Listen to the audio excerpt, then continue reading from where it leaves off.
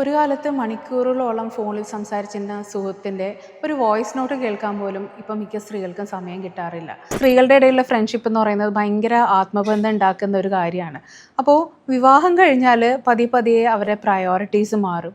അവരുടെ friends, family എന്നുള്ള priority മാറി ഭർത്താവിൻ്റെ വീട്ടുകാർ, അവരുടെ ജോലികൾ, പിന്നെ കുട്ടികൾ, അങ്ങനെ ഒരുപാട് കാര്യങ്ങൾ കൊണ്ട് തന്നെ സ്വയം തന്നെ ഒരു സെക്കൻഡ് പ്രയോറിറ്റി ആയിട്ട് മാറിപ്പോകാറാണ് സാധ്യത.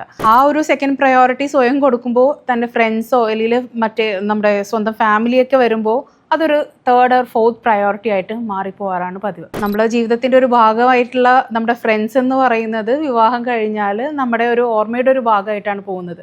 അപ്പോൾ അതിനു വേണ്ടി നമ്മൾ ആദ്യം ചെയ്യേണ്ടത് ഇടയ്ക്കൊക്കെ അവരൊന്ന് കോൾ ചെയ്യുക. നമുക്ക് ഫോൺ ചെയ്യാൻ സമയം കിട്ടിയില്ലെങ്കിൽ ഒരു വോയിസ് നോട്ട് അയക്കുക. നമ്മൾ ഇൻസ്റ്റാഗ്രാം സ്ക്രോൾ ചെയ്യുമ്പോഴോ അല്ലെങ്കിൽ ഫേസ്ബുക്ക് നോക്കുമ്പോഴൊക്കെയാണ് നമ്മുടെ ഫ്രണ്ട്സിൻ്റെ പോസ്റ്റ് കാണുമ്പോൾ ഇത് എൻ്റെ ഫ്രണ്ട്സ് ആയിരുന്നല്ലോ എന്ന് ഓർക്കുന്നത്. അപ്പോൾ തന്നെ ഒരു വോയിസ് നോട്ട് അവർക്ക് അയക്കുക, സുഖമാണോ എന്ന് ചോദിച്ചിട്ട്.